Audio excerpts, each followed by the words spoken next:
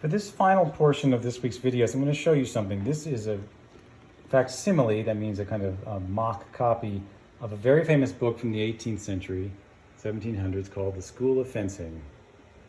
It's very well known amongst people who care about historical things like this. A lot of coaches know this book. There it is, The School of Fencing, with a general explanation of the principal attitudes and positions peculiar to the art. That's a very coarse, formal British way of saying it. The book is bilingual. It has a dedication to Gloucester and Prince Henry Frederick, and the same thing over here in French. You will notice, if you've ever seen old printed stuff like the Declaration of Independence, you'll know that there used to be a letter. This letter right here is an S. It looks like an F. The only difference is that it's not completely crossed by the crossbar. So it looks like Heinefes, but it's Highnesses. And that goes on throughout the book. For example, you must observe not to file or diminish the tongue of the blade, which really means you must observe not to file or diminish the tongue of the blade. Anyway, it takes a while, a little bit of practice to get used to that. So I'm just going to show you a few pictures. These are painted plates, engravings. Some of them you may have seen. I think maybe there's one or two at the Academy, I'm not sure. You will see that this is older fencing. This fencer's on his back leg. That was more the style back then. And this is sort of like what's called a treatise. That is, it explains the principles behind something like a sport. As you can see, this nice man with his hat is leaning backwards, which we would not do, but he did. Maybe you know what hand position that is. Should be tierce. Because this is a book and a work of art, there's certain artistic things that perhaps are not terribly practical back in the days of dueling.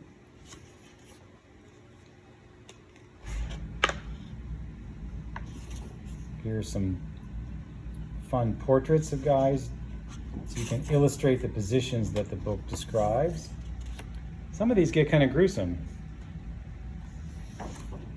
but they're very elegant and kind of interesting, and all of modern fencing derives from this older form, of course. Here's some guys doing their thing.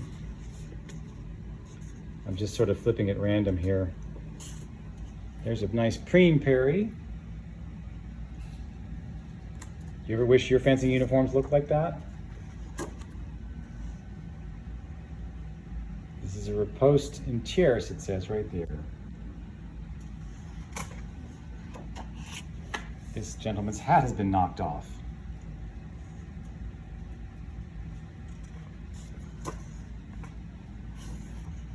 It looks like the guy on the left has ducked, and that has saved his scalp.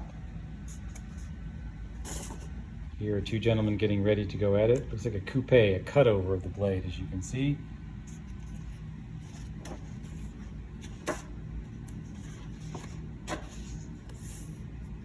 So to be very careful with this old book.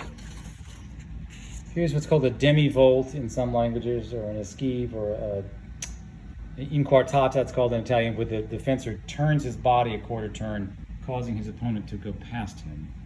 If you time that right, even in modern fencing, it works very well. You get one light, and there you are. Here he's super turned, and it appears that he's actually stabbed his opponent there.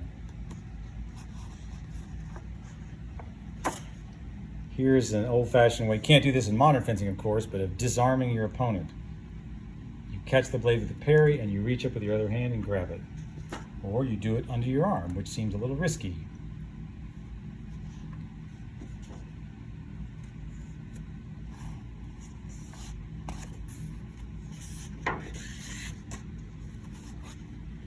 I marked a couple of these because I think they're interesting.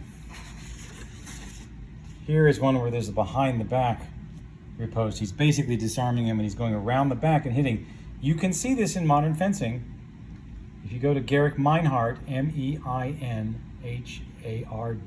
I think, and look for his most recent competition, he does this twice in a bout. The fencer runs past him, and he whips his blade around his back and hits him. It's really quite something. Here is a section. I'm going to read you just a moment of this. On the single sword against the sword and the dagger, as all the thrusts which the single sword makes on the inside against the sword and dagger may be easily parried, the return of the adversary's point will infallibly hit. In other words, if you have just a sword against a sword and dagger, it's kind of tricky. And here it is in French.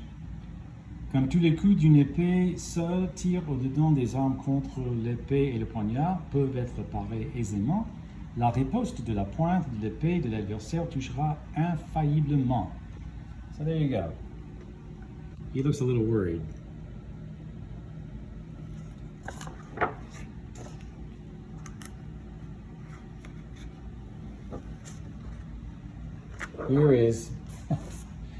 Here is a fight. One man has a sword and a cape, the other has a sword and a lantern. The cape can be used kind of like a shield. You can wrap up your opponent's blade in it by whirling it around. The lantern is kind of like throwing sand in your opponent's eyes. You blast the lamp in his face, the light of the lamp, I should say, and blinds him for a moment, and maybe you can hit him then.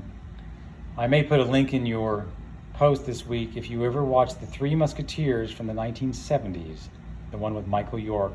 There's a lot of really fun sword fighting in that. It's not the fencing that Cyrano de Bergerac has in it, but it's really super fun. And there is a scene in the woods where they both have lamps and they keep turning them off and turning them on, trying to surprise each other.